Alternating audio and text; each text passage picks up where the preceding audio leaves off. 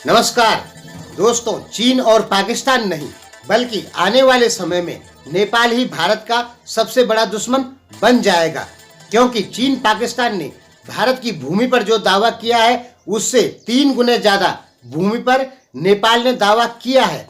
और ये भूमि कश्मीर से लेके हिमाचल प्रदेश, उत्तराखंड, सिक्किम और असम तक है।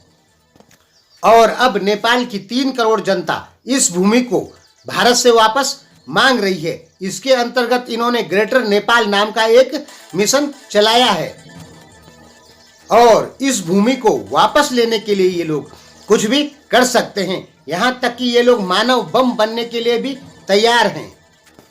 पूरे नेपाल में ग्रेटर नेपाल नाम का एक कैंपेन चल रहा है। दोस्तों, इसमें 2 विचारधाराएं हैं, एक प्राचीन और एक नई। प्राचीन जो विचारधारा है उसके अनुसार हिमालय का जो क्षेत्र है कश्मीर से लेके और आसाम तक, इन क्षेत्रों में प्राचीन काल में खस और किरात नाम के 2 समुदाय रहते थे। तो नेपालियों का मानना है कि खस और जो किरात हैं वो नेपाल के ही मूल निवासी हैं, भारत के नहीं हैं। इसलिए खस और किरात जिन भागों पर रहते हैं वो सब नेपाल के हैं। और दोस्तों, प्राचीन काल में ये बात तो सही है कि प्राचीन काल में कश्मीर, हिमाचल, उत्तराखंड, सिक्किम, आसाम, इन जगहों पे खस और किरात नाम के लोग ही रहते थे या इस जाति से संबंधित। हालांकि ये जो खस हैं वो आर्यों में ही आते हैं, लेकिन नेपाली लोग इन्हें आर्य नहीं मानते हैं। इसलिए नेपालियों का दावा है कि खस और किरात की जो भूमि है वो हमारी है और ये जो भूमि है कश्मीर से लेके आसाम तक पड़ती है। इसलिए नेपाली लोग अब इस भूमि पे अपना दावा कर रहे हैं। उनका कहना है कि सुगौली संधि यदि खारिज हो जाती है तो कश्मीर से लेके और आसाम तक सारी जो भूमि है वो भारत को, नेपाल को वापस देनी पड़ेगी। इसके लिए सारे नेपाली लोग तैयार हो चुके हैं और नेपाल की मीडिया में खुल्लम खुल्ला कैंपेन चल रहा है भारत के खिलाफ। और नेपाली मीडिया कह रही है कि अब नेपाल सरकार कुछ नहीं कर पाएगी, इसलिए जनता को पैसा जमा करके हथियार खरीदने होंगे भारत के खिलाफ लड़ने के लिए। और नेपाली मीडिया का सरकार पे प्रेशर है कि वो चीन के साथ में एक रक्षा संधि करे, ताकि नेपाल पे कभी भारत हमला करे तो चीन नेपाल के बचाव में आए। जैसे कि बेत्रावती नाम की संधि 200 साल पहले की थी नेपाल ने चीन से। नेपाल पे हमला चीन पे हमला माना जाएगा। ये संधि नेपाल के लोग चीन के साथ करना चाहते हैं और इसके लिए नेपाल की जनता बिल्कुल तैयार है। अब बात करते हैं नई विचारधारा, जिसके अनुसार भारतीय भूभाग पे नेपाल का दावा 1768 के बाद। 1768 से पहले नेपाल जो है वो छोटे छोटे टुकड़ों में बंटा हुआ था। फिर नेपाल में एक जिला है गोरखा, वहाँ के एक राजा थे पृथ्वी नारायण शाह। उन्होंने नेपाल का एकीकरण किया, यानी नेपाल में जो छोटे छोटे राज्य थे उन राजाओं को मार के और नेपाल को बड़ा बनाते गए। इसी क्रम में इन्होंने 1775 में सिक्किम को भी अपना एक उपनिवेश बनाया, यानी सिक्किम के राजा को हरा के सिक्किम को भी कब्जा कर लिया। इसके बाद ये कुमाऊं के राजा को इन्होंने 1790 में हराया और कुमाऊं को भी इन्होंने अपने कब्जे में ले लिया। फिर 1803 में इन्होंने गढ़वाल के जो राजा थे सुदर्शन शाह, प्रद्युमन शाह, उनको हराया और गढ़वाल पर भी कब्जा किया। और 13 साल जो है गढ़वाल गोरखाओं के कब्जे में रहा और इसी प्रकार 25 साल कुमाऊं गोरखाओं के कब्जे में रहा और 40 साल सिक्किम गोरखाओं के कब्जे में रहा। इसके बाद सभी राजाओं ने, जो यहाँ के राजा थे श्रीनगर के, कुमाऊं के, अंग्रेजों से सहायता मांगी। इसके बाद नालापानी युद्ध हुआ और नेपाल को ये सारी रियासतें जो नेपाल ने कब्जा की थी उनको छोड़ना पड़ गया, क्योंकि सुगौली संधि में साफ कहा गया है कि नेपाल ने जिन रियासतों को कब्जा किया है, जबरदस्ती कब्जा किया है, उन रियासतों पे अपना दावा छोड़ना होगा। और तब नेपाल ने उन रियासतों पे जिनको नेपाल ने कब्जा किया था उन पे अपना दावा छोड़ दिया, जैसे सिक्किम, कुमाऊं, गढ़वाल। हालांकि इनकी सेना कांगड़ा तक पहुंच गई थी। 1806 से और 1809 तक कांगड़ा में कांगड़ा को कब्जे की लड़ाई हुई, लेकिन कांगड़ा में ये लोग हार गए थे। लेकिन कुछ समय तक कांगड़ा में गोरखाओं का कब्जा जरूर रहा है। तो अब नेपाल के लोग सुगौली संधि खारिज करके और फिर कह रहे हैं कि गढ़वाल, कुमाऊं, सिक्किम, कांगड़ा ये सब हमारी भूमि है, इसे हमें दे दो।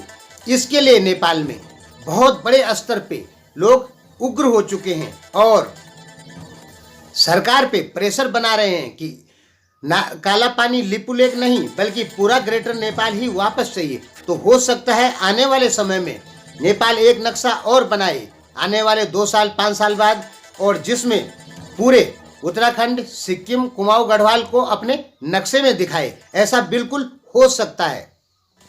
भारतीय लोग ये समझें कि अभी नेपाल ने केवल शुरुआत की है। उसने अभी काला पानी, लिपुलेख, लिम्पियाधुरा ही अपने नक्शे में दिखाया है और आने वाले समय में वो पूरे कुमाऊं, गढ़वाल, सिक्किम को अपने नक्शे में दिखाएगा, क्योंकि नेपाली जनता का अपनी सरकार के ऊपर बहुत ज़्यादा प्रेशर है और नेपाल की सरकार जनता के प्रेशर में ही सारे काम कर रही है। हालांकि नेपाल की जो कम्युनिस्ट सरकार है उसके पीछे अमेरिका और चीन का हाथ कहीं न कहीं है। नेपाली जनता को भारत के विरोध में भड़काने के लिए सबसे पहले यूरोपियन यूनियन और अमेरिका ने कोशिश की। अब चीन भी उसी चीज का फायदा उठा रहा है। भारतीय लोग सोचेंगे कि नहीं, अमेरिका या यूरोपियन यूनियन ने नेपाली जनता को नहीं भड़काया है। तो दोस्तों, आप बिल्कुल गलत हैं। 70% नेपाली जनता को भारत के विरोध में भड़काने में यूरोपियन यूनियन का हाथ है, अमेरिका का हाथ है, क्योंकि अमेरिका साउथ एशिया में भारत को अकेला करना चाहता है ताकि भारत अमेरिका का एक सच्चा दोस्त बने। या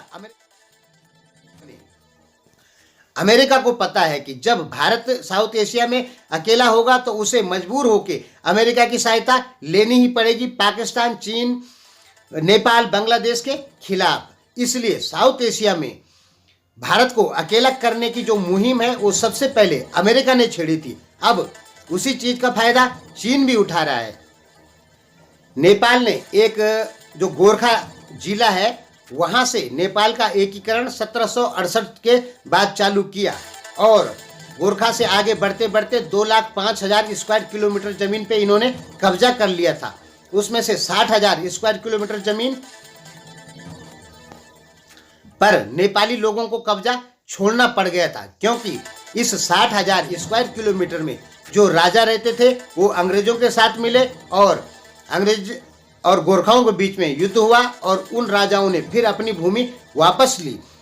मैं भी उसी जिले का हूँ जिस जिले के हमारे राजा को भी गोरखा सेना ने मारा था और फिर हमारे राजा अंग्रेजों से सहायता मांगी और नाला पानी में युद्ध हुआ, फिर गोरखाओं को यहाँ से भगा दिया गया।